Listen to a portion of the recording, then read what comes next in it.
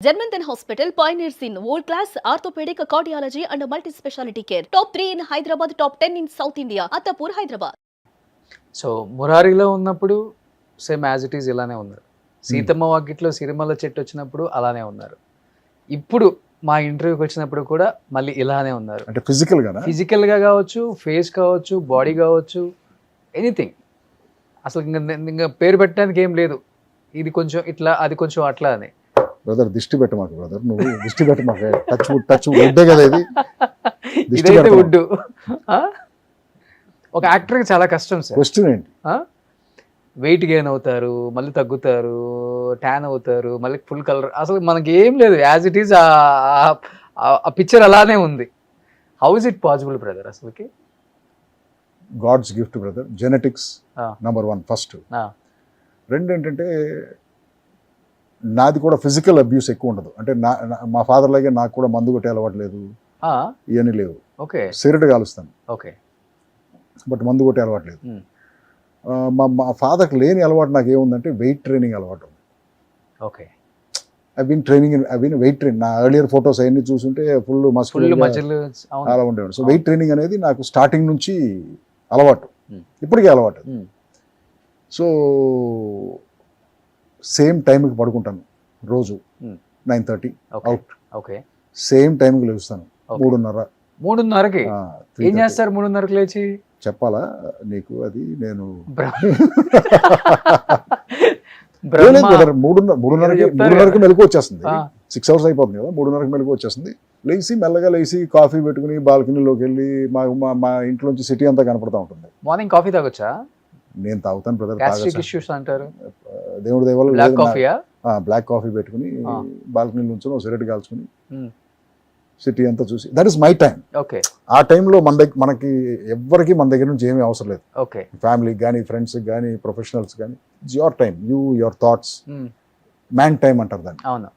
So నా time అది. ఒక అరగంట స్పెండ్ చేసి రెడీ అయిపోయి 4:30, 4:45 జిమ్కి వెళ్ళిపోతాను. 6:15 దాకా జిమ్లో ఉంటాం. Anyway, that is my morning routine. Same food తింటాం. ఏం తింటారు? ఇడ్లీ, దోశ? నేను ఒక 12 సంవత్సరాలు చెప్పాను కదా, సేమ్ బ్రేక్ఫాస్ట్ తిన్నాను. Egg white omelette. చేసే వాళ్ళకి బోర్ కొడుతుంది, నాకు బోర్ కొట్టదు. సో ఇలాంటి విషయాల్లో చాలా డిసిప్లిన్గా ఉంటాను. ఇది సేమ్ ఫుడ్ తింటాం, సేమ్ క్వాంటిటీ ఆఫ్ ఫుడ్ తింటాం. ఎగ్ ఆమ్లెట్స్ 2-3 వాట్ ఎవర్ ఏం తిన్నా మరి రఫ్గా అదే క్వాంటిటీ. సేమ్ టైంకి పడుకుంటాం, సేమ్ టైంకి లేకపోవటం, ఎక్సర్సైజ్ చేయటం. ఇంతకు మించి నేనేం చేయట్లేదు. రైస్ తింటారా? అన్నీ తింటాను. ఆఫ్టర్నూన్ అన్నీ తింటాను. ఇప్పుడు రైస్ తిన్నా అదే క్వాంటిటీ తింటా ఉంటాం రోజు. Okay. So it's the same thing. But కాకపోతే ఏంటంటే ఎక్సర్సైజు, రెస్ట్ కన్సిస్టెంట్గా ఉండటం వల్ల, ఇప్పుడు నువ్వు అన్నీ కాన్స్టెంట్గా ఉంచావనుకో, చేంజ్ ఎక్కడ వస్తుంది? నీకు రాదు కదా.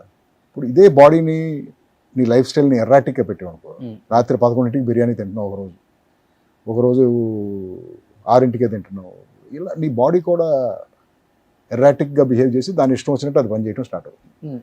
అది బట్ లేట్ నైట్ షూట్స్ ఎక్కువ ఉంటాయి కదా, చాలా వరకు అవాయిడ్ చేస్తాను కదా. ఓకే, చాలా వరకు అవాయిడ్ చేస్తాను. బికాజ్ అవసరం కంపల్సరీ అనుకుంటే చేస్తాం అనుకో, అది వేరే విషయం. కానీ బట్ ఒక్క నైట్ మేలుకుంటే, ఫుల్ నైట్ మేలుకుంటే మనకి తర్వాత 4-5 నైట్స్ ఇరిటేటింగ్ రోజులు పోతాయి, డేస్ అంతా గ్రాగీగా ఉంటాయి.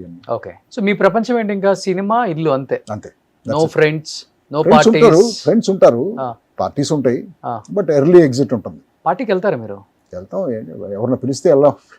ఫ్రెండ్స్ ఇంట్లో ఎక్కడో పార్టీ జరిగితే వెళ్తాం కదా. అదే, నాకు ఏ ఫంక్షన్ లా కనిపించలేదు. Cinema functions, cinema function, cinema వాళ్ళ పెళ్ళిళ్ళకి పిలిస్తే వెళ్తాను బ్రదర్. అంటే నాకు కొన్ని రూల్స్ ఉన్నాయి బ్రదర్. నాకు ఎవడన్నా పెళ్ళికి పిలిస్తే హార్ట్ఫుల్గా పిలవాలి. నిన్ను ఇంటికి వచ్చో, లేకపోతే ఎక్కడో కలిసో, బ్రదర్ తప్పకుండా నువ్వు ఇంటికి రావాలి, పెళ్ళికి రావాలి అని ఏదో ఆ పర్సనల్ టచ్ ఉండాలి. ఓకే. ఈ మధ్యన చెత్తనాయాళ్ళందరూ తొక్కలో ఒక వాట్సాప్ మెసేజ్ ఒకటి పెడతారు. ఇది ఎంత పెద్దోడైనా సరే జస్ట్ వాట్సాప్ మెసేజ్ పెట్టి పెళ్లికి రమ్మంటే మాత్రం నేను పొరపాటును కూడా వెళ్ళను. ఓకే. అది అసలు ఇన్విటేషనా, నాకు ఇన్ఫర్మేషన్? అది పెళ్లి చేసుకుంటున్నావు ఏంటది నాకు అర్థం అవ్వాలి కదా ఫస్ట్. సో అలాంటి పర్సనల్ టచ్ లేని పెళ్లిళ్ళకి మాత్రం వెళ్ళను కదా. ఫిక్స్ అయిపోయాను మెంటల్గా. బట్ నన్ను ఎవరన్నా పర్సనల్గా వచ్చి ఇంటికి వచ్చి పిలిస్తే మాత్రం అది ఏ ఊరైనా వెళ్తాను నేను డెఫినెట్లీ. ఎందుకంటే కాల్ చేస్తే ఓకేనా, మెసేజ్ అంటే నేను వెళ్ళను sir. Depends on the call also brother. Call కూడా డిపెండ్స్. కాల్లో ఉంటుంది కదా రిక్వెస్ట్. ఇప్పుడు ఆడెవడో మా ఏరియాలోనే ఉండి నాకు ఫోన్ చేసి చెప్పాడు అనుకో, ఓకే అటు పొరపాటున కూడా అటు పెళ్ళికి వెళ్ళను. ఎందుకంటే ఆడు మా ఇంటికి రావడానికి 5 నిమిషాలు పడుతుంది. అంతే. ఏంటి అర్థందా నీకు? అర్థమైంది. సో అంటే ఈ రూల్స్ అని కాదు, బట్ ఆ పర్సనల్ టచ్ అనేది ఎక్కడైనా మిస్ అయింది అనుకో చాలా పిలుపులో, నేను అసలు పొరపాటున కూడా వెళ్ళను పెళ్ళి. అది చాలా ఇంపార్టెంట్ అనుకుంటున్నాను నేను. చాలా ఇంపార్టెంట్ సార్ అది.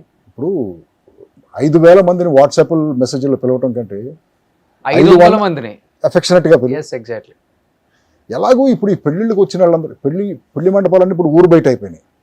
ప్రతి ఒక్కడు ఆ ట్రాఫిక్లో తిట్టుకుంటూనే వస్తాడు పెళ్ళికి, అవునా కదా?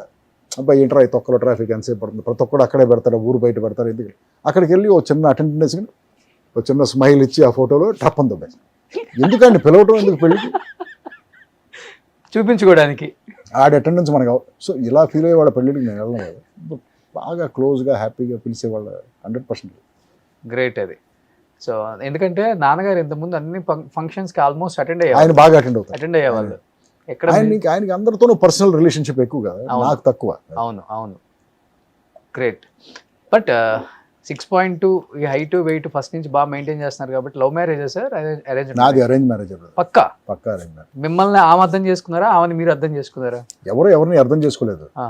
నాకు అంటే ఎవరో అరేంజ్ చేశారు. మా ఆవిడని ఒకసారి కలిశాను, మాట్లాడాము. మా ఫాదర్ డిసైడ్ అవ్వలేదు నేను ఇంకా. మా ఫాదర్ని మళ్ళీ కలవాలన్నాను, మళ్ళీ కలవమన్నారు, మళ్ళీ కలిశాను, ఇంకా డిసైడ్ అవ్వలే.